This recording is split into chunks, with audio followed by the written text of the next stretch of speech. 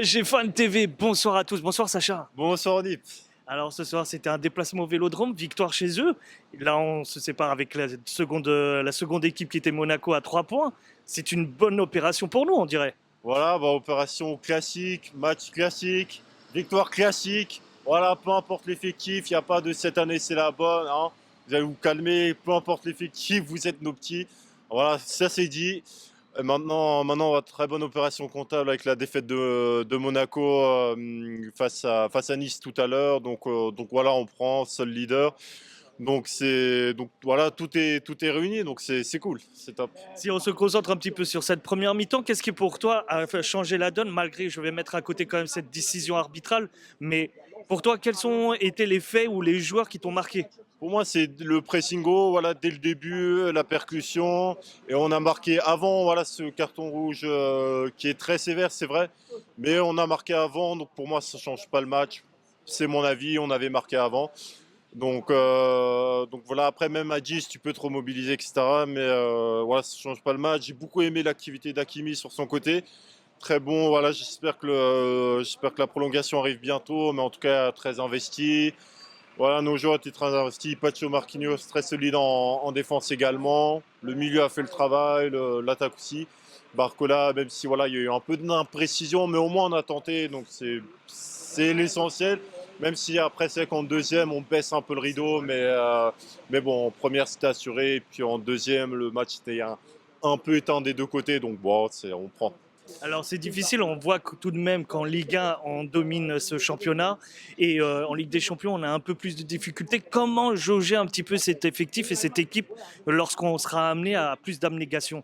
Je pense, forcément, l'effectif pour la Ligue 1, c'est plus que suffisant, hein, mais Ligue des Champions, voilà, il y a des carences cruelles, voilà, notamment voilà, on en a reparlé et reparlé, mais notamment un vrai neuf, voilà, type Gyökeres ou d'autres, enfin, peu importe le nom, mais un vrai renard des surfaces, un vrai neuf qui peut scorer non-stop.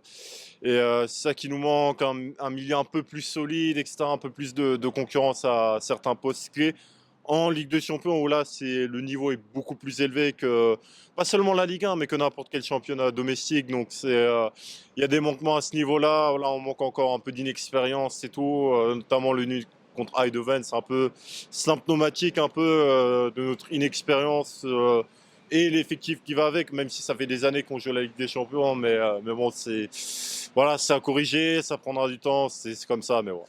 On va se centrer un petit peu pour la dernière question sur un joueur qui s'est démarqué tout de suite dès le début, Joao Neves. Comment tu peux le juger sur ce milieu de terrain? Quelle place il prend dans ce milieu? Ouais, Joao Neves, bah, très bon, voilà, très bon, voilà, c'est nouveau championnat pour lui, Ligue 1, forcément Ligue des Champions. Je sais plus s'il a joué avec Benfica un petit peu, mais voilà, il a pas, pareil, il est encore jeune, il apprend, mais pour l'instant très bonne pioche, pardon.